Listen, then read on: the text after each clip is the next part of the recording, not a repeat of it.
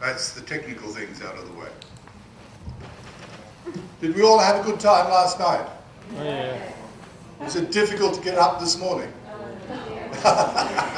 Yes, it was.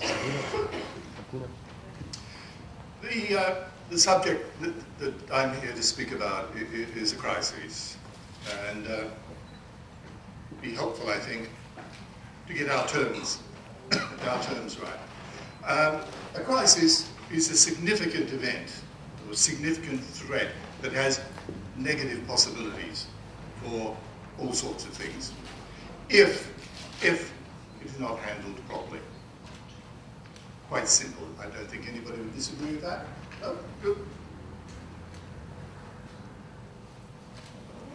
And the thing that triggers a crisis is that it is unpredictable. It comes out of the blue, and suddenly you have a crisis, and you have to deal with it. And why?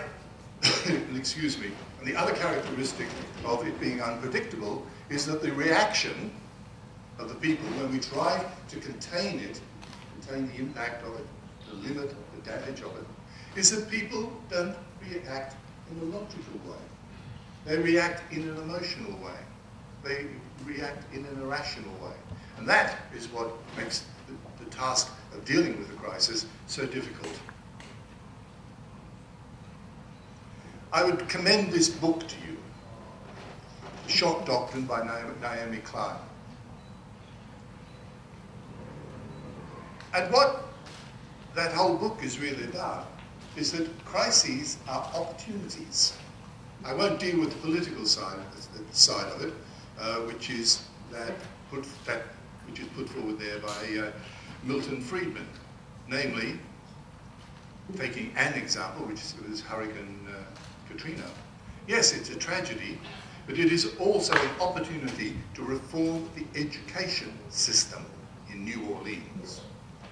And what happened in New Orleans is it became the test bed for charter schools. They got rid of state schools in the wake of Katrina, and they introduced charter schools. So it's an opportunity to change.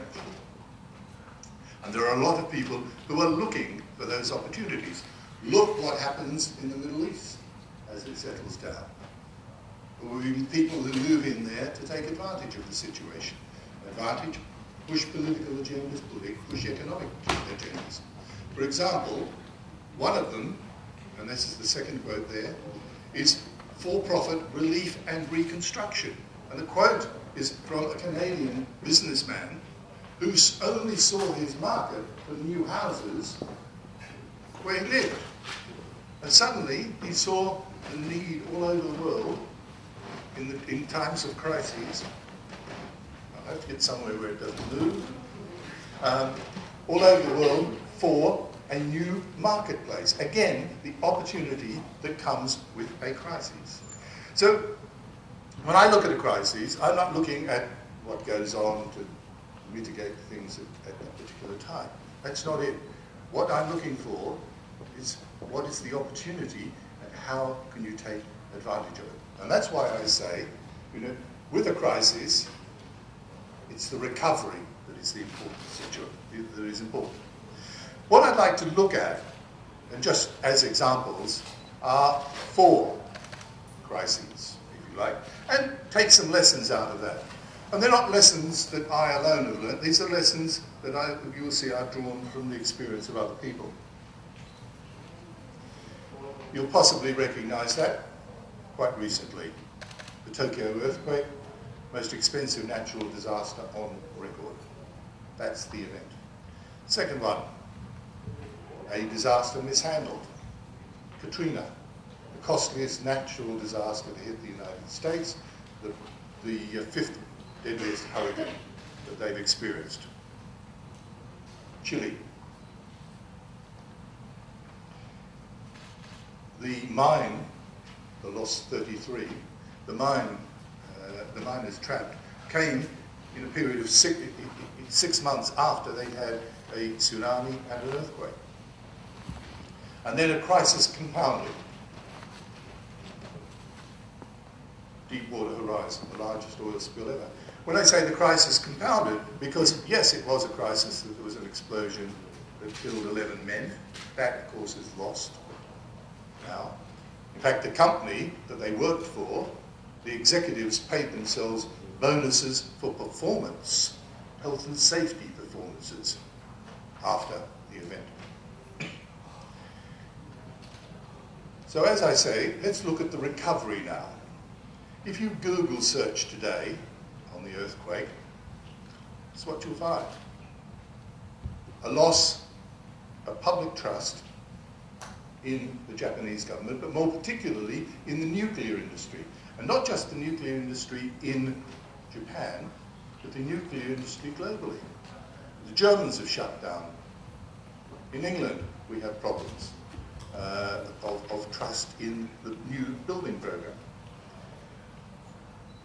After Hurricane Katrina, and again, I did this search yesterday, so not today, the population has fallen by 30% because they have not actually done anything to recover what was there before. The mine disaster. As I said, this was an opportunity, in the headline I said this was an opportunity taken. And it was taken principally by the President, and you probably saw the way he took over the media. And you possibly, as I did, stayed up to watch those miners coming up that tube one by one. Well, 12 months on, the Chilean miners are not forgotten. The Chilean miners, or at least 25 of them, are on a world tour. Currently, they're in Israel. Well, what is that promoting? That's promoting Chile.